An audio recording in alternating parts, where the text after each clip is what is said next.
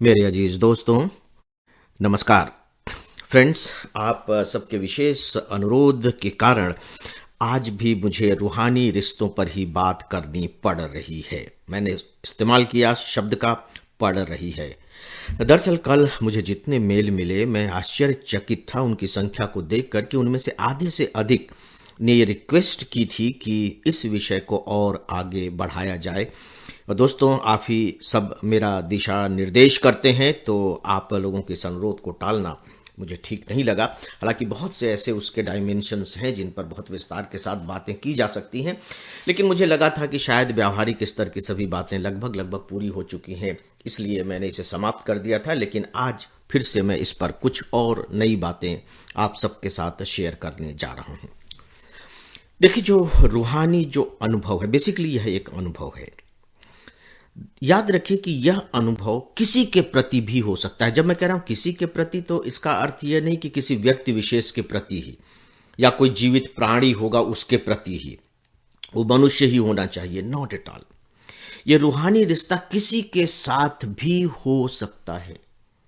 आप यूं कह लीजिए कि जिसके प्रति भी हमारे मन में भावना का उद्रेक होने लगता है, या यूं कह लीजिए कि सिर्फ भावना की बात तो हम न कहें, भावनाओं के साथ साथ कहीं न कहीं भक्ति का, श्रद्धा का, प्रेम का संचार होने लगता है, तो मान करके चलिए कि ये जितनी भी बढ़ती चली जाएगी स्थिति, उतना ही वह जो हमारा संबंध है, हमारा जो रिश्ता है, रूमानियत में तब्दील होता चला जाएगा। मैंने कहा रूमानियत में तब्दील होता चला जाएगा। याद रखिए, रूमानियत और रूहानी अलग अलग है ना। रूमानियत कहीं ना कहीं आप एक तरीके से रागात्मक प्रेम को लेकर के चल सकते हैं, लेकिन कभी कभी मुझे लगता है कि जब आध्यात्मिकता अपने चरम पर पहुंच जाती है तो वो भी कहीं एक रागात्मकता का ही रूप ले लेती है, एक रूमानियत का रूप ले लेती है।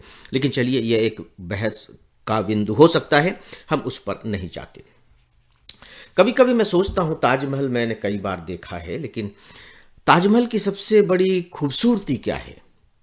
अब आर्किटेक्ट लोग बताएंगे कि क्या खूबसूरती है उसके डिजाइन में, उसके बनाने में, बनावट में, लेकिन जो सबसे बड़ी उसकी खूबसूरती है वो इस बात में मुझे दिखाई देती है कि उसे एक शासक ने, शाहजहां ने, अपनी पत्नी के प्रेम के स्मृति में खड़ा किया है, बनाया है।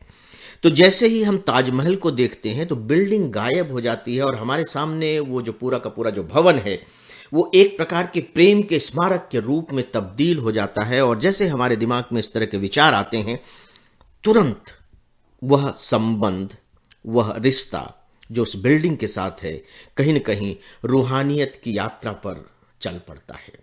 दोस्तों, मुझे याद आ रहा है कि जब हम लोग फ्लोरेंस गए थे, मैं और मेरी पत्नी, फ्लोरेंस में जब हम पहुंचे तो एक गली से गुजर रहे थे, तो उसमें एक मकान के सामने हम लोग खड़े हुए और वो जो हमारे गाइड थे वो बता रहे थे कि ये वो मकान है जहां माइकल एंजेलो ने अपने बचपन का समय बिताया था। और फिर कुछ अपनी बातें तो वो जोड़ देते हैं कि ये वो जगह है जहां वो खेला करते थे। इस तरीके से वो बातें करने लगे। देखिए, मेरे लिए पहले वो जगह एक सामान्य सी जगह थी। ठीक है, एक घर है, उसके सामने एक थोड़ी सी खुली जगह है, लेकिन जैसे ही उन्होंने ये कहा कि यहाँ माइकल एंजेलो खेला करते थे, आप विश्वास कीजिए कि मैं तुरंत साष्टांग हो गया, बिल्कुल साष्टांग। हालांकि वहां धूल थी, कच्ची जमीन थी, लेकिन मैं साष्टांग हो गया और मैंने उस जमीन को प्रणाम किया।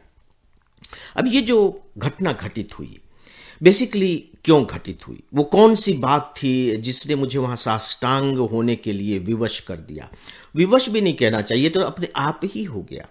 तो माइकल एंजेलो का जैसे ही प्रसंग आया, मेरे थॉट में, मेरे भावनाओं में कुछ इस तरह की उथल पुथल हुई होगी, उधेड़ बुन चली होगी, और मुझे ऐसा लगा होगा कि नहीं, ये जो जगह है ये बहुत ही पवित्र जगह है, ये सामान्य जगह नहीं है, इसे प्रणाम करना चाहिए। मैं सौभाग्यशाली हूं कि आज इस जगह पर मैं खड़ा हूं।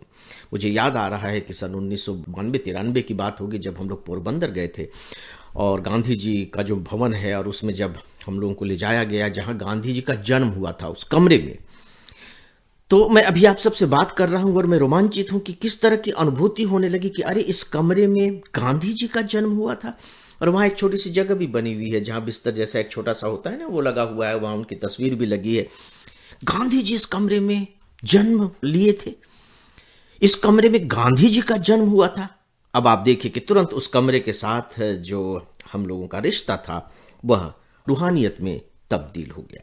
तो दोस्तों, ये जो रूहानी संबंध है, इसे आप बहुत विस्तार के साथ समझने की कोशिश कीजिए, अनुभव करने की कोशिश कीजिए। जब हम अपने पवित्र स्थलों पर जाते हैं, चाहे मंदिर हो, मस्जिद हो, गुरुद्वारा हो, आप देखिए चर्च हो, तो हम थोड़े अलग तरह की अनुभूतियों के वशीभूत हो जाते हैं। क्यों? क्योंकि हमारे विचार और हमारी भावनाएं वहां पहुंचते ही बदल जाती हैं और कुछ भी नहीं है। जो रूहानी रिश्ता है वो बेसिकली हमारे अनुभव और हमारे विचारों में आई हुई एक तब्दीली ही है, अच्छी तब्दीली, एक पवित्र परिवर्तन।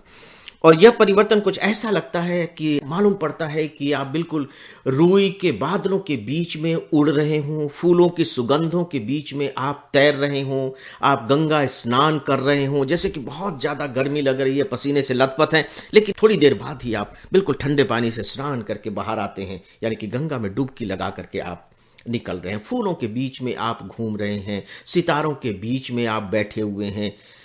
इस तरह का जब अनुभव होने लगे किसी भी स्थान के प्रति, किसी भी घटना के प्रति, वस्तु के प्रति, व्यक्ति के प्रति, तो आप मान करके चलिए कि आपके अंदर रूहानियत उतर रही है।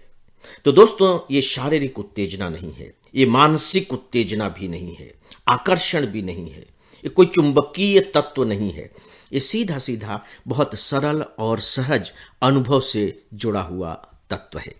तो अब इसी के साथ ही मित्रों, आज अपने इस विषय को मैं यहीं समाप्त करता हूं। 2 दिनों के बाद आप सबसे फिर मुलाकात होगी, तब ढेर सारी बातें होंगी।